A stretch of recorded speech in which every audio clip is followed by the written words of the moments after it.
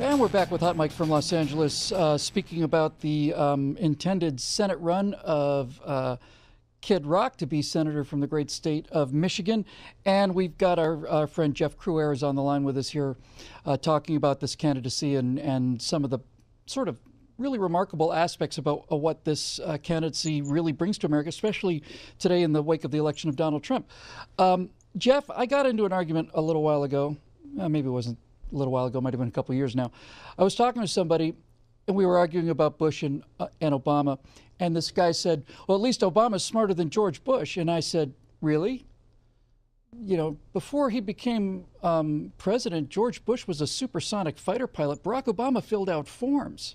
He handed out forms to people. George Bush was flying supersonic aircraft and delivering weapons. If I had a choice of which one I think would be easier to do, I think that filling out the forms would be easier. The reason I bring this up is because the left has always conflated intelligence with rhetorical skill and things like fashion sense and polish, but it ain't necessarily so.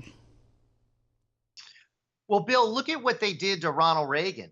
He's someone who I think had incredible rhetorical skill, someone who I think was very smart, yet they always considered him to be a dunce.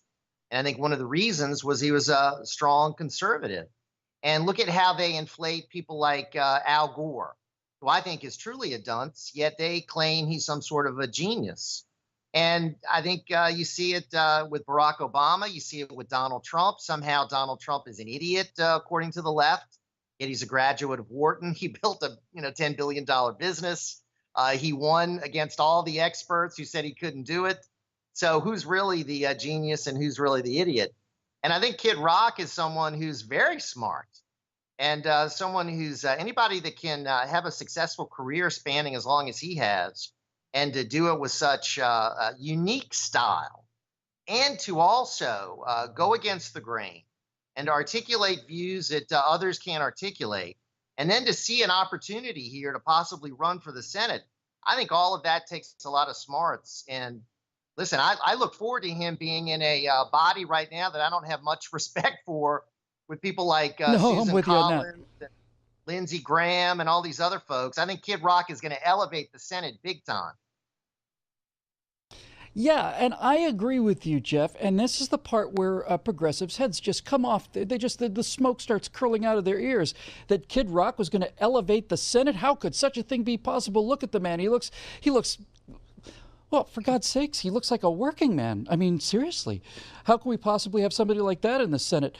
You know why I think Kid Rock would be a good senator, and why I think he's got a good chance to win? He's up on stage there, so he's got appeal, he's got charisma, he's got working class charisma, but he's wearing a T-shirt in one of those clips we saw that said Motor City, and Motor City, Detroit, is the poster child for the Democratic Party's abandonment of working people as they veered ever further to the left and courted more and more of these micro identity groups, and more millionaires and more billionaires in Silicon Valley. They got further and further away from it. Detroit has been run by Democratic mayors and councilmen for something like 60 years uninterrupted. And there's a very popular meme going around there, which is, for those of you who don't know, it's a picture with a kind of a caption on it. And it shows a picture of Detroit and Hiroshima side by side in 1945. And in 1945, Detroit is the envy of the world. It looks like Metropolis. It's this absolutely booming, thriving city filled with industry and so on. And Hiroshima is simply a couple of brick walls standing. It's just immediately after the bomb. And then right below those two pictures are two pictures of Detroit today. And now it's Hiroshima that's the thriving, teeming metropolis where people are successful and everything's glistening and new. And it's Detroit that looks like it's been hit by an atomic bomb. It hasn't been hit by an atomic bomb. It's been hit by something much more destructive than that. It's been hit by Democratic policies. And I think Kid Rock's going to be able to make that connection.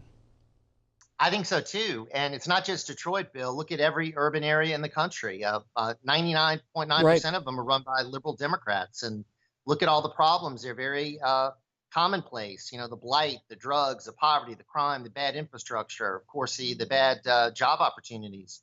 We have it here in Louisiana, in New Orleans. Democrats have run New Orleans since Reconstruction. We haven't had a conservative Republican ever.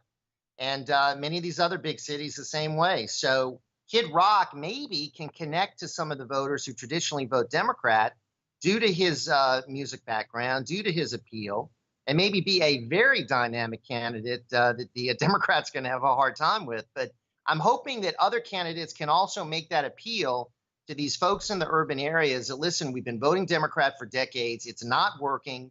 The problems are getting worse. Let's try something new. Yeah, and I have to tell you, if somebody's going to reach America's inner cities, and these are the places that really pay the price for this Democratic neglect, it's going to be somebody like Kid Rock with that kind of street cred, and not somebody like Mitt Romney. It's going to be somebody who can basically make the exact same case that you've made. These are murder pits. You've been utterly abandoned on this, and I think he's got a real good chance to make that case. Here's the final question for you, for all of us, I think, today, Jeff. And the question really comes down to something pretty simple, and this is, I think, a fundamental divide between conservatives and progressives. The question is this: can the people govern themselves, yes or no? Needless to say, the Democrats would be leaping on, oh, no, we love democracy. Well, it doesn't seem that you do. The Democratic candidates for presidents have almost all been lawyers, as opposed to the conservative candidates, which have usually been businessmen of some kind or another.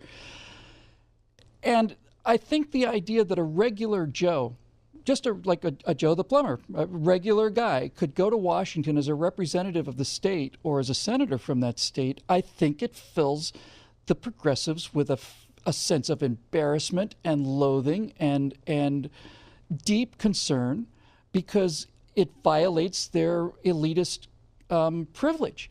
How can you possibly be a senator from Michigan if you don't have a Harvard Law degree like I do?